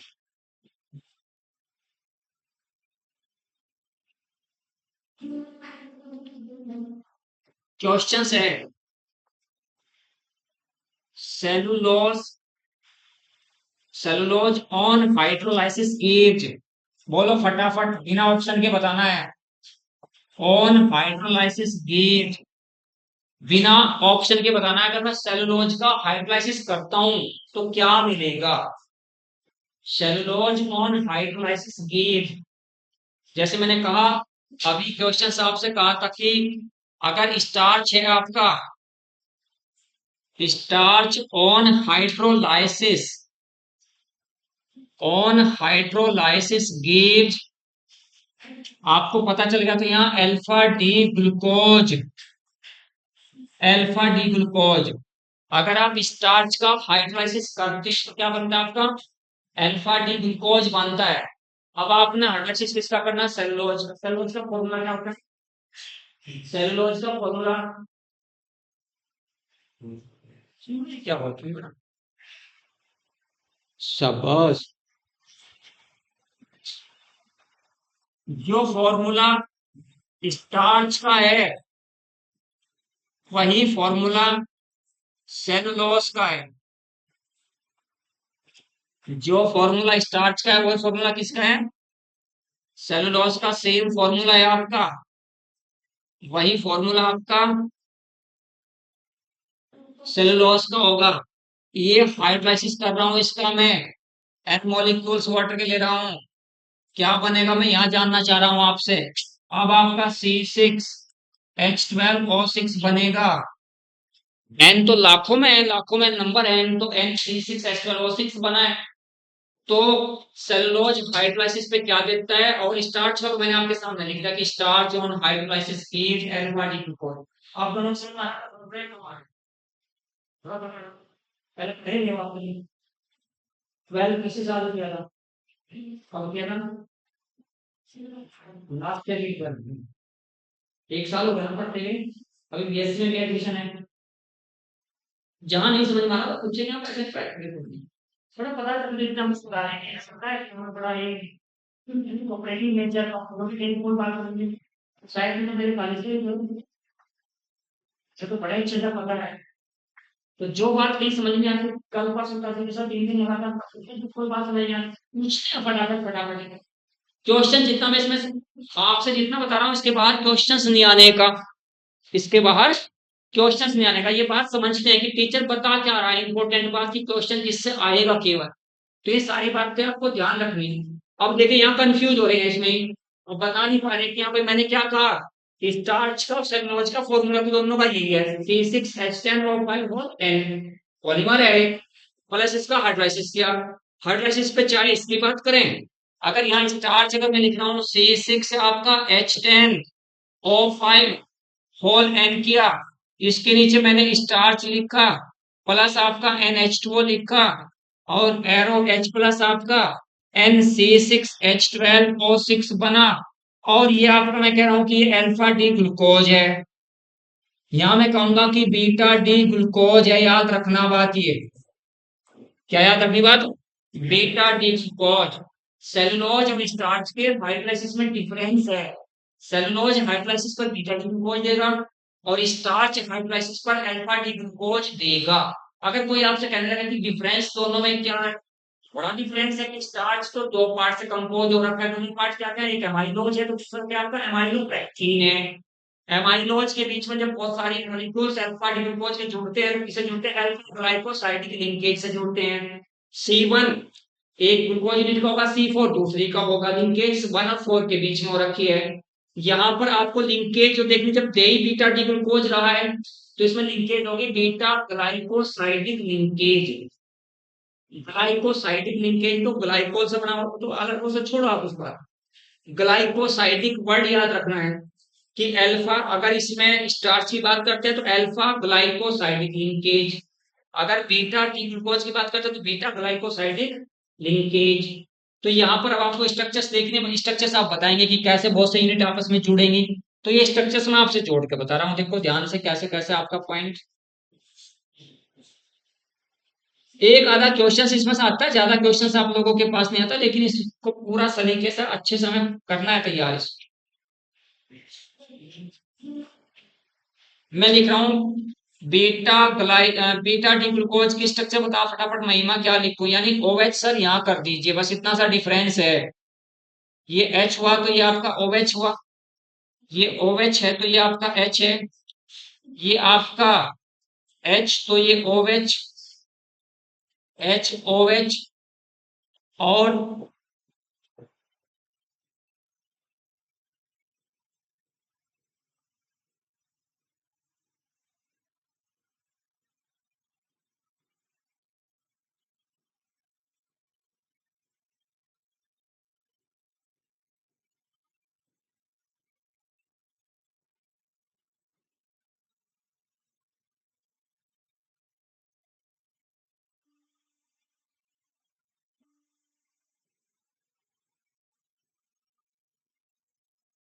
देखो बेटा ध्यान से, ये C1 है, फर्स्ट कार्बन ये है, और फोर्थ कार्बन आपका ये है।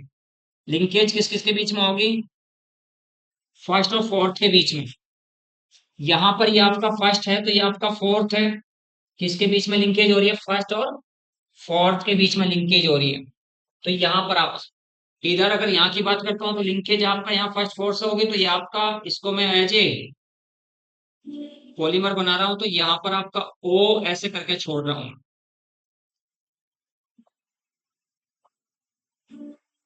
इसको मैं यहाँ पे जोड़ रहा हूँ बेटा, C1 C4 के बीच में लिंकेज कर रहा हूँ, C1 और C4 के बीच में लिंकेज है आपका, यहां भी ऐसे लिंकेज कर रहा हूं।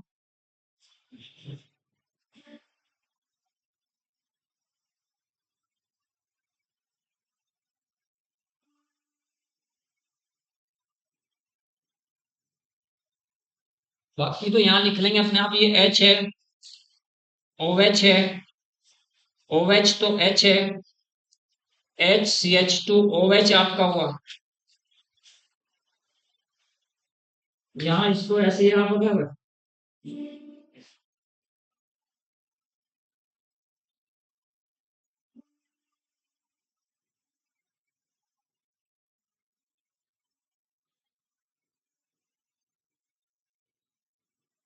OH, HCH2OH, पॉलीमर हो गया बीटा डी ग्लूकोज। यानी आपको कौन सी यूनिट मिलेगी हाइड्रोलाइसिस पे, सेलुलोज को याद रखेंगे भाई, सेलुलोज ऑन हाइड्रोलाइसिस क्या देगा, बीटा डी, साथ साथ बोल रहे हो बिल्कुल, साथ के साथ बोल रहे हो बिल्कुल। ग्लाइकोजन बताओ, चलो ग्लाइकोजन तो बायो का टॉपिक है, ग्लाइकोजन। हाँ, क्या होता है उसका फॉर्मूला, क्या होता है ग्लाइकोजन का, कहाँ स्टोर होते हैं ग्लाइकोजन।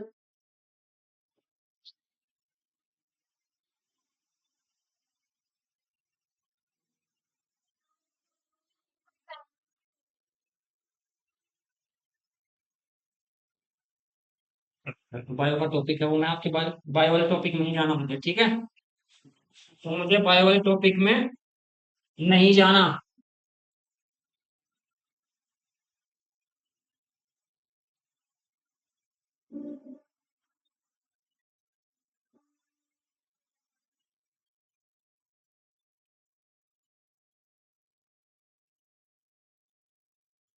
क्वेश्चंस मुझे बताओ, how to explain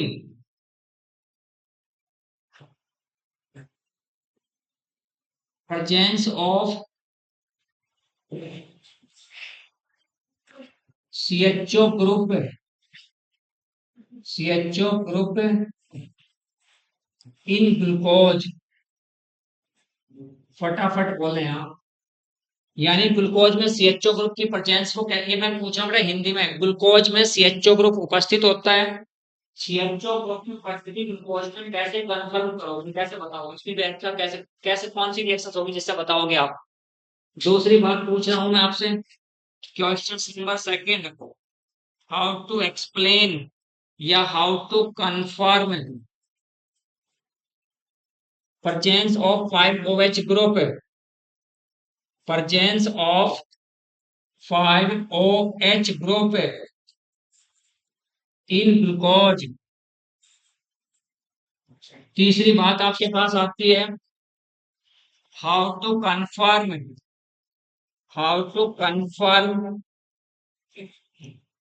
the presence of,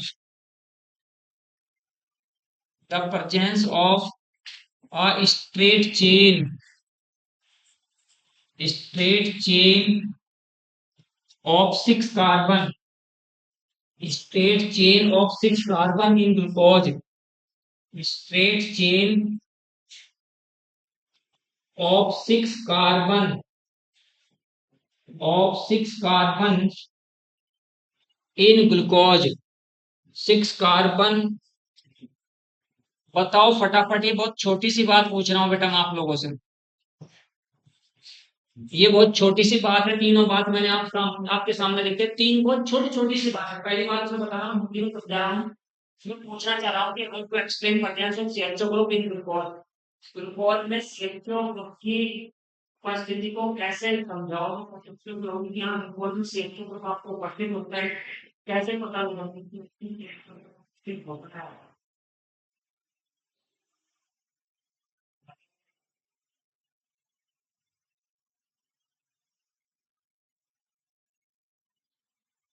याद है क्या, एक पहले लेक्चर में मैंने बताई थी ये बात, ये पहले लेक्चर में मैंने बताई थी कि यहाँ कैसे आपके सामने, how to explain presence of CHO group in glucose, glucose में CHO ग्रुप की प्रेजेंस को कंफर्म करना है। सबसे पहले तो आपको क्या करना है कि ठीक है, 3 क्वेश्चन याद रखने हैं। दूसरा बता दूं, अगर पहला मैं बता दूंगा, how to confirm presence of 5 OH group in glucose. Glucose में 5 OH ग्रुप प्रेजेंट होते हैं, कैसे पता करेंगे। तीसरी बात आपके पास है, ग्लूकोज में 6 कार्बन की एक स्ट्रेट चेन होती है, 6 कार्बन की एक सीधी चेन होती है, उसकी प्रेजेंस को कंफर्म कैसे करेंगे। लास्ट वाले का ये छोटी छोटी सी बातें, क्या बात है भाई। C6 है, H12 है, O6 है, प्लस HI के साथ ट्रीट करते हैं। HI के साथ ट्रीट करने पर आपका एन हेक्जीन बनता है। एन हेक्जीन CH2 होल 4 कर रहा हूं तो CH3 एन हेक्जीन, प्लस आपका I2 कितना बना, प्लस वाटर कितना बना, ये बात आप लोगों को बतानी है। तो फटाफट, ये बात तो बहुत छोटी छोटी सी, मैं तो राजनीति मामले वाली इस बात में बता के, मैंने कहा था कि जब आप ग्लूकोज को HI के साथ ट्रीट करते हैं तो एन हेक्सेन बनती है, नॉर्मल हेक्सेन बनती है। तो नॉर्मल हेक्सेन में कितने कार्बन की स्ट्रेट चेन है, 6 कार्बन की है। अगर एन हेक्सेन ना बनता तो ग्लूकोज में हमें नहीं पता चलता कितने कार्बन की चेन है, लेकिन ग्लूकोज में 6 कार्बन की स्ट्रेट चेन है। किससे पता चला, इससे पता चला कि यहाँ इसकी रिएक्शन, इसको HI के साथ ट्रीट किया, इसको बैलेंस कर देंगे कैसे, कितने पड़ेगी लोगों को, कितने आई की आवश्यकता पड़ेगी। यहाँ आपके 6H2O हैं, और 6H2O का मतलब आपके पास टोटल H पता चल गया, इधर कितने उधर कितने हैं, कितने H इधर है, कितने H उधर है, तो इससे पता चल गया कितने H इधर कम है, तो H को बैलेंस कर लें। चलो ये तो बहुत मामूली सी बात है, लेकिन हाँ ये पॉइंट आपको याद रखना कि अगर हम ग्लूकोज को HI के साथ ट्रीट करते हैं, ग्लूकोज को HI के साथ ट्रीट करने पर एन हेक्सेन का फॉर्मेशन होता है। एन हेक्सेन के फॉर्मेशन से ही पता चलता है कि यहाँ ग्लूकोज में 6 कार्बन परमाणुओं की एक सीधी श्रृंखला होती है, स्ट्रेट चेन होती है 6 कार्बन की। 6 कार्बन परमाणुओं की एक सीधी श्रृंखला होती है ग्लूकोज में।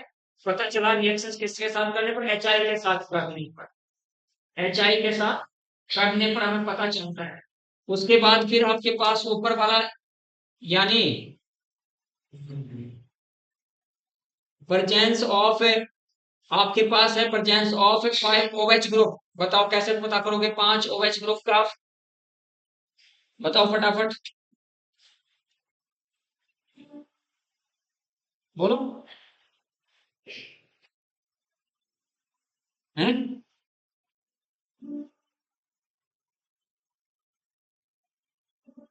अगर मैं ग्लूकोज को ट्रीट करता हूं किसके साथ में, बता भी महिमा बता, किसके साथ, एसिटिक एनहाइड्राइड के साथ, CH3CO होल ट्वाइस O, इसका 1 मोल एसिटिक एनहाइड्राइड के 5 मोल के साथ रिएक्शन करता है। इसका 1 मोल कितने के साथ रिएक्शन कर रहा है, 5 मोल के साथ। क्या बनता है, ग्लूकोज पेंटा एसीटेट, ग्लूकोज पेंटा एसीटेट। अगर ग्लूकोज टेट्रा एसीटेट बनता तो कितने OH होते हैं, अगर बाई चांस ग्लूकोज की रिएक्शन एसिटिक एनहाइड्राइड के साथ राइट कराने पर अगर ग्लूकोज टेट्रा एसीटेट बना तो फिर कितने OH होते हैं, क्या होते हैं, लेकिन हम क्या बना, ग्लूकोज पेंटा एसीटेट 5।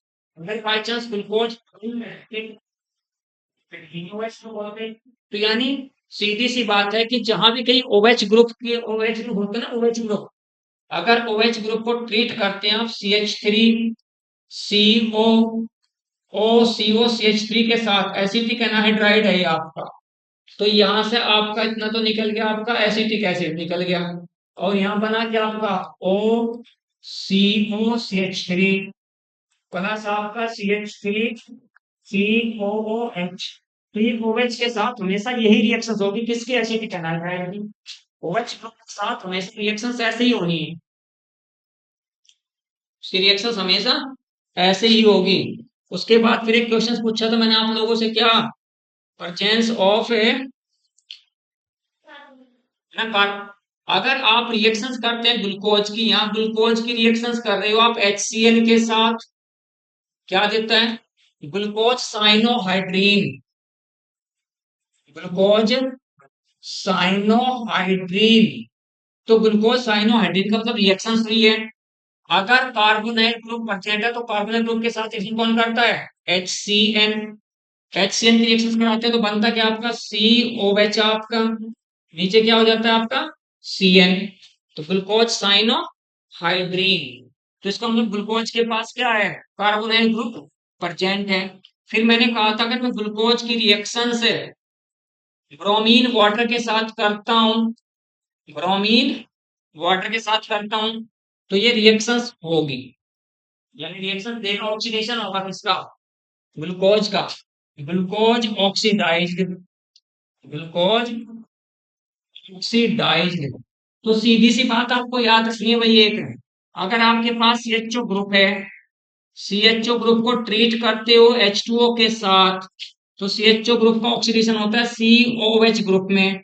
अगर बाई चांस आपके पास कीटोनिक ग्रुप है और उसको Br2H2O के साथ ट्रीट करते हैं, ट्रीट करने पर नो ऑक्सीडेशन या नो रिएक्शंस की बात कर रहा हूं मैं। नो ऑक्सीडेशन, नो रिएक्शन का मतलब क्या है कि वो कीटोनिक ग्रुप है। अब दोबारा से एक बार फिर बताओ मुझे, एक बात यही पूछ रहा हूं आप लोगों से, एक बात फिर लिख रहा हूं, यहां देखिए, यहां लिख रहा हूं मैं ग्लूकोज, ग्लूकोज को ट्रीट कर रहा हूं Br2/H2O के साथ, रिएक्शन हो रखी है। फिर यहां लिख रहा हूं मैं फ्रुक्टोज, फ्रुक्टोज को मैं Br2/H2O के साथ ट्रीट कर रहा हूं, तो यहां लिख रहा हूं नो रिएक्शन। क्या मतलब हुआ इस बात का? इसमें कीटोनिक ग्रुप है, तो कीटोन ऑक्साइड नहीं होगा, ब्रोमीन वाटर के द्वारा। ठीक है, एक दिन लग जाता है। चलो अच्छा, यही ब्रोमीन वाटर के साथ ऐसे रिएक्शन है। एक बेसिक सी बात पूछ रहा हूँ आपसे, बहुत छोटी सी बात पूछ रहा हूँ, फिर आगे चलते हैं। एक छोटी सी बात पूछ रहा हूँ, बताएंगे मुझे आप क्या पॉइंट कैसे होता है? ये मेरे पास, बताओ क्या लिखा मैंने, ये क्या लिखा है? और प्लस आपका, प्लस Br2 लिखा, और Br2 के ऊपर लिखा मिथेनॉल, मिथेनॉल। प्रोडक्ट क्या बनेगी आपकी? एक प्रोडक्ट में बना रहा हूं CH3, CH के साथ आपका Br, क्योंकि ब्रोमीन की बात चल रही थी अभी, ब्रोमीन पे मैंने क्वेश्चन पूछा है आप लोगों से।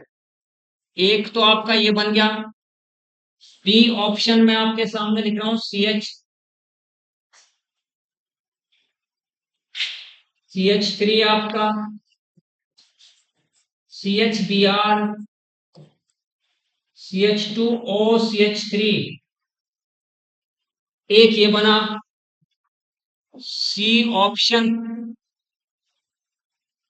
Br, यहां पर मैंने CH2 के साथ Br, CH double bond CH2, जी में लिख रहा हूं मैं बोथ ए एंड बी। बहुत छोटी सी बात लिखी है मैंने आपको, यानी मैं प्रोपीन की रिएक्शन कर रहा हूं ब्रोमीन के साथ, इधर मुझे तो मिथेनॉल कर रहा हूं, मिथेनॉल मतलब CH3OH मैंने आपको लिखा है। प्रोपीन को छोटी सी बात लिखी है, प्रोपीन रिएक्शन कर रहा हूं ब्रोमीन के साथ, और प्रेजेंट से मिथेनॉल। मिथेनॉल एक आपका पोलर प्रोटिक सॉल्वेंट है, पोलर प्रोटिक सॉल्वेंट है। तो प्रोडक्ट आपकी क्या बननी चाहिए? ए बनेगी, बी बनेगी, सी बनेगी, या ए बी दोनों बनेगी? कौन सी प्रोडक्ट आपके पास होनी चाहिए?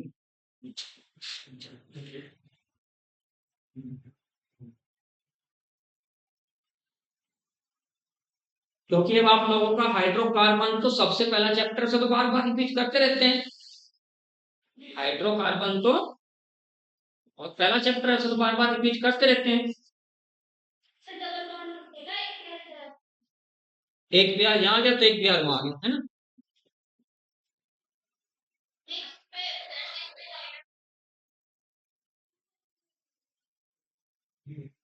हम्म।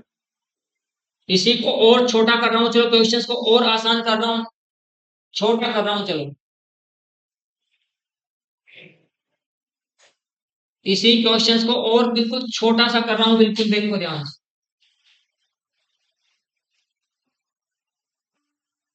जैसा ही अभी अभी कहा सर ये जुड़ जाएंगे, तो एक बी आर यहाँ जोड़ दिया, एक बी आर यहाँ जोड़ दिया, एक बी आर यहाँ हो गया, तो CH2O CH3, चलो और भी छोटा कर दिया मैंने इसको प्रोपीन पे। यहाँ तीसरा लिखा मैंने CH2 double bond CH single bond आपका यहाँ बी आर। अब बता दो, पहले वाले से थोड़ा कर दिया, बात वही है, क्वेश्चंस वही है, लेकिन चलो मैंने प्रोपीन की जगह एथीन ले लिया है, प्रोपीन की जगह एथीन लिया है।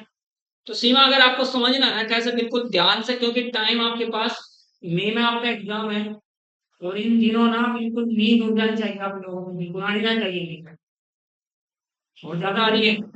अब मैं आप लोगों के पास रेगुलर आ सकता हूँ, जिस किसी को जहाँ कोई, इसके बाद मैं आपको जैसा मैं 1 घंटा पढ़ा रहा हूँ, उसके बाद मैं आपको टाइम देने को तैयार हूँ। प्रॉब्लम्स अगर आपको डिस्कस करनी है तो कितनी भी प्रॉब्लम डिस्कस कर लीजिए आप। देखिए पॉइंट ध्यान से देखते हैं क्या होता है, कैसे इस रिएक्शंस को समझे आप, क्या प्रोडक्ट क्या बननी चाहिए, समझाओ। चलिए देखिए रिएक्शंस आपके सामने है।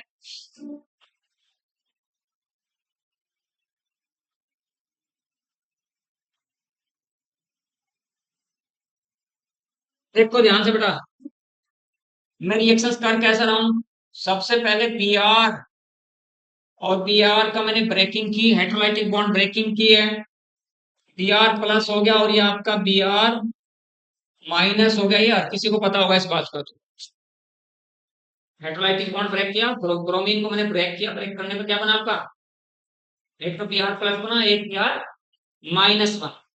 किस पर अटैक करता है ये आपका, ये न्यूक्लियोफाइल है या इलेक्ट्रोफाइल है, कौन बताएगा कि एथीन इलेक्ट्रोफाइल है या न्यूक्लियोफाइल। एथीन इलेक्ट्रोफाइल की तरह काम कर रही है, न्यूक्लियोफाइल की तरह काम कर रही है।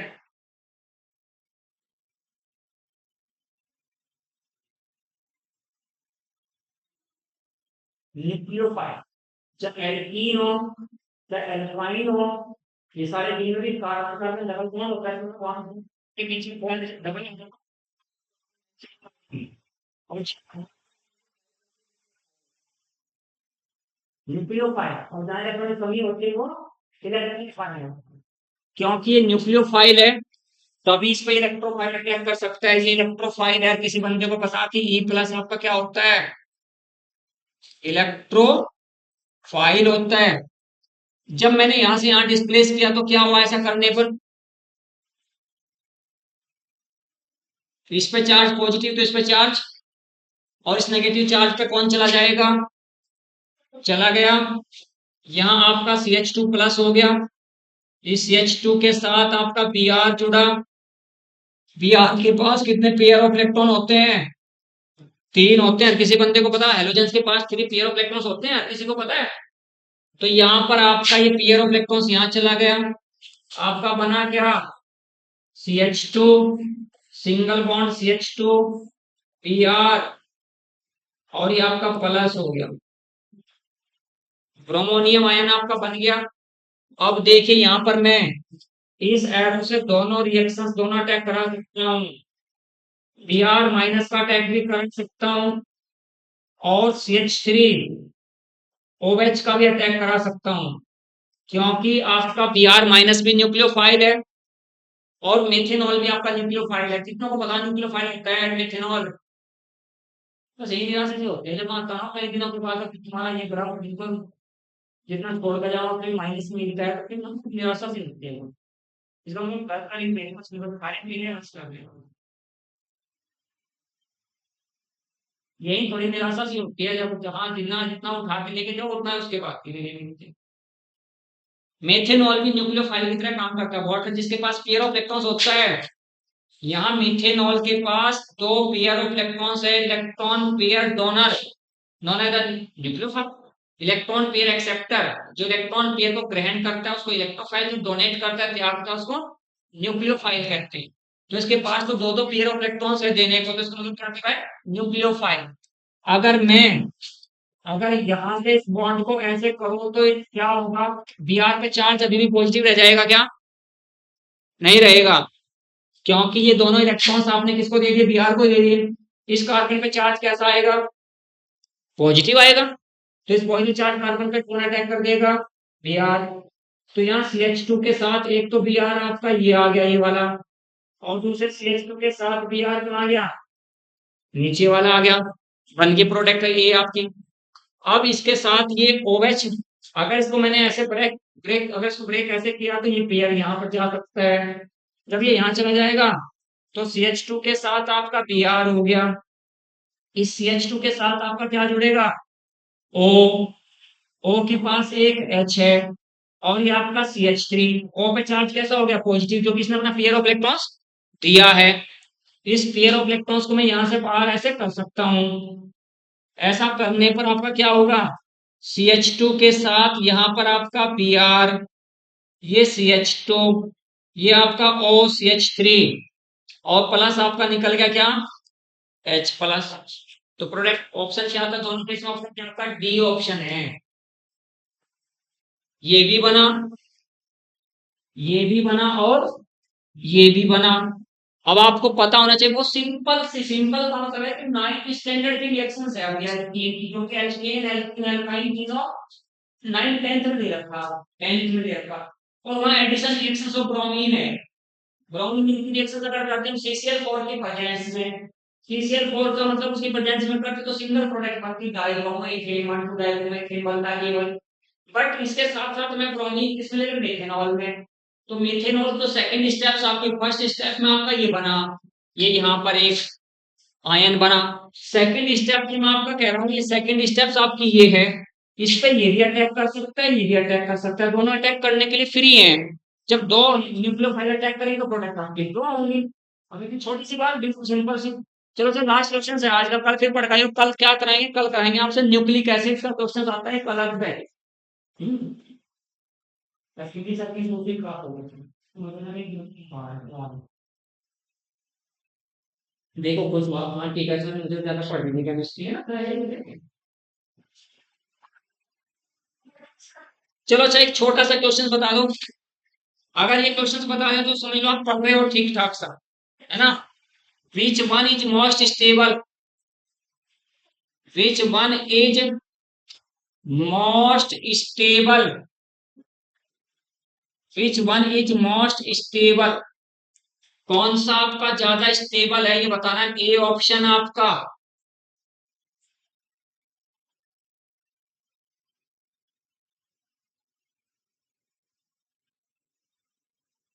ए ऑप्शन,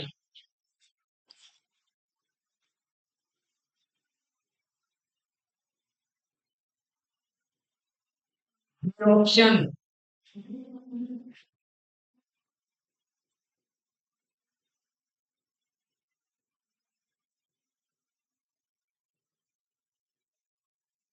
सी ऑप्शन, और डी आप।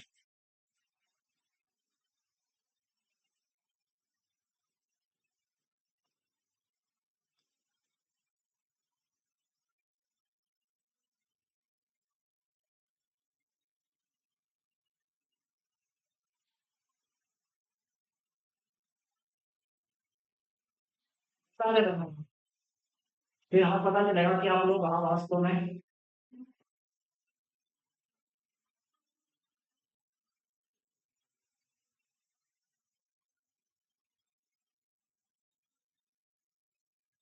कल पूरा पोर्शन न्यूक्लिक एसिड का पढ़ के आना। न्यूक्लिक एसिड से कितना कराना है। कार्बोहाइड्रेट्स मैंने करा दिया है, तो ज्यादा टाइम से आपको नहीं लगाना, जितना मैंने करेगा। स्ट्रक्चर ऑफ ग्लूकोज मैंने करा दी थी, स्ट्रक्चर ऑफ फ्रुक्टोज करा दी, डाइसैकेराइड्स की स्ट्रक्चर्स करा दी। स्ट्रक्चर्स के बाद क्वेश्चन नहीं आएगा। कार्बोहाइड्रेट्स में जितना ही आना जितना मैंने कराया आप लोगों से 2 लेक्चर में ये। अब आपके पास इनको न्यूक्लिक एसिड से नहीं कराना है पूरा। न्यूक्लिक एसिड पढ़ गए आप लोग दोनों, घर से आप न्यूक्लिक एसिड से एक बार पढ़ पाएंगे, ठीक है। इसका ऑप्शन बिल्कुल सही है। कैसे पता चला? सब में रेजोनेंस है, पहले वाले में भी है, दूसरे में भी है, तीसरे में भी है, हैं? इसमें रेजोनेंस आप कहोगे, आप लोग बताओ बेटा, तीनों ध्यान से देख के एक बार। पहले वाले में बताओ कि रेजोनेटिंग स्ट्रक्चर्स यानी कॉन्जुगेशंस कितनी जगह है। यानी मैं कह रहा हूं पहले वाले स्ट्रक्चर्स में ये पॉजिटिव चार्ज इस अकेले पाई बॉन्ड के साथ कॉन्जुगेशन में है, अकेले पाई बॉन्ड के साथ कॉन्जुगेशन में है। यहाँ ये दो पाई बॉन्ड के साथ, ये पॉजिटिव चार्ज दो पाई बॉन्ड के साथ कॉन्जुगेशन में है। और यहाँ ये पॉजिटिव चार्ज एक दो तीन, इन तीन पाई बॉन्ड के साथ कॉन्जुगेशन में है। और यहाँ पर आपका ये पॉजिटिव चार्ज केवल एक पाई बॉन्ड के साथ कॉन्जुगेशन में। यानी ए और डी की तो स्टेबिलिटी सेम है। सबसे ज्यादा स्टेबल आपका सी है, उससे कम स्टेबल आपका बी है, उससे कम स्टेबल आपका ए एंड डी है ना। तो सबसे ज्यादा स्टेबल, क्योंकि कंडीशन ऑफ कॉन्जुगेशन आपको देखनी है, कंडीशंस ऑफ कॉन्जुगेशन आपको देखकर बतानी थी, है ना। चलो लास्ट क्वेश्चन है आज का, उसके बाद आप फ्री है। Last question, which is most stable, which is most stable. कल न्यूक्लिक एसिड्स पढ़ेंगे पूरा एक दिन में, ठीक है। ए ऑप्शन आपका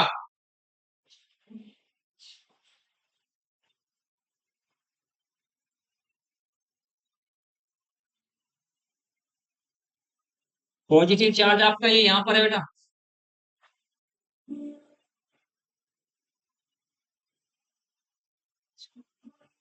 सही।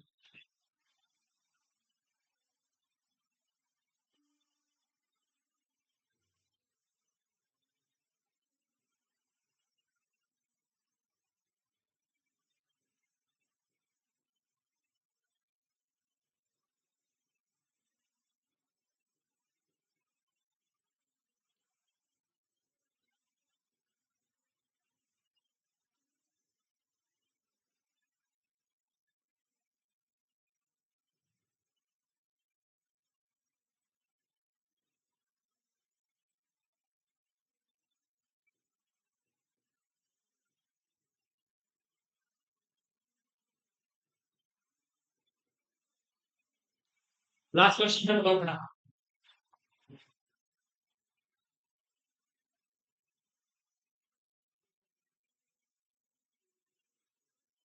Which is most stable.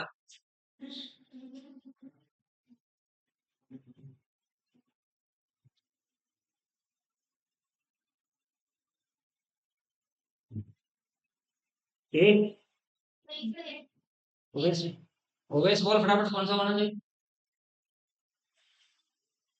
Owais को कह रहा हूँ, पता फटाफट कौन सा होना चाहिए। इसका ऑप्शन बी है।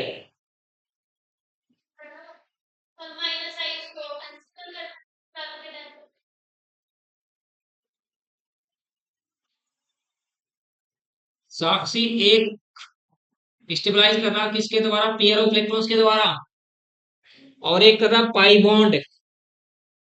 पाई बॉन्ड और पेयर ऑफ इलेक्ट्रॉन्स में जब कॉन्जुगेशन की बात होती है तो पेयर ऑफ इलेक्ट्रॉन्स और पॉजिटिव चार्ज के बीच में पैटर्न कॉन्जुगेशन होगा, इतना पैटर्न कॉन्जुगेशन पाई और दोनों में रेजोनेंस है, क्योंकि यहाँ पेयर ऑफ इलेक्ट्रॉन्स इस पॉजिटिव चार्ज के साथ कॉन्जुगेशंस में है। Pair of electrons positive charge के साथ कॉन्जुगेशंस में है। यहाँ पाई इलेक्ट्रॉन्स पॉजिटिव चार्ज के साथ कॉन्जुगेशंस में है। बात को मैं क्या कह रहा हूँ, पेयर ऑफ इलेक्ट्रॉन्स अगर पॉजिटिव चार्ज के साथ कॉन्जुगेशन में, तो वहाँ बेटर न्यूक्लियेशन है। अगर पॉजिटिव चार्ज पाई बॉन्ड के साथ कॉन्जुगेशन में, तो मोर स्टेबल आपका कौन हुआ, ए आपका मोर स्टेबल, ए आपका मोर स्टेबल हो गया।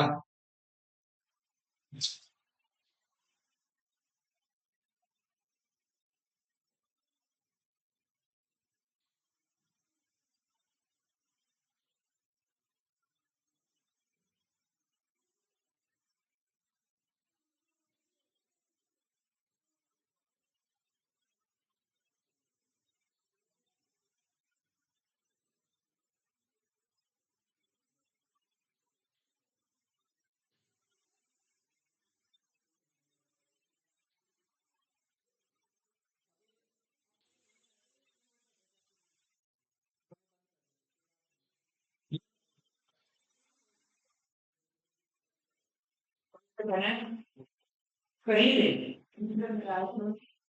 मुझे पता है।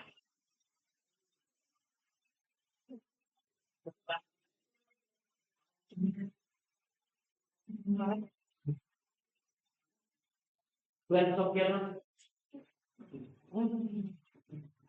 अच्छा बोल रहे हैं ठीक है कोई बात नहीं देखी तो ये भी कैसे बात है लेकिन जो कि अभी तक पता है टाइम तो हमारा है क्योंकि मैं कल अगर आप क्लास लेने से टाइम तो ये नहीं तो कैसे 15 मिनट बाद तो 20 मिनट बाद में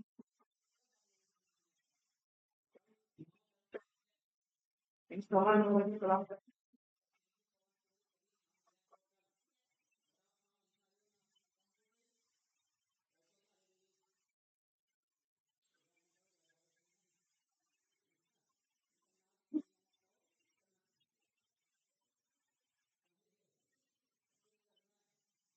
तो मैं आपने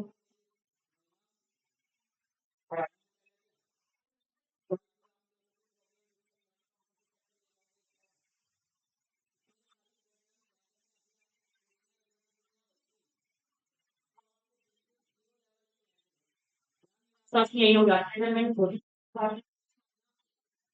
छोटी सवाल को पूछ लेता हूँ उसके बाद तो मेरा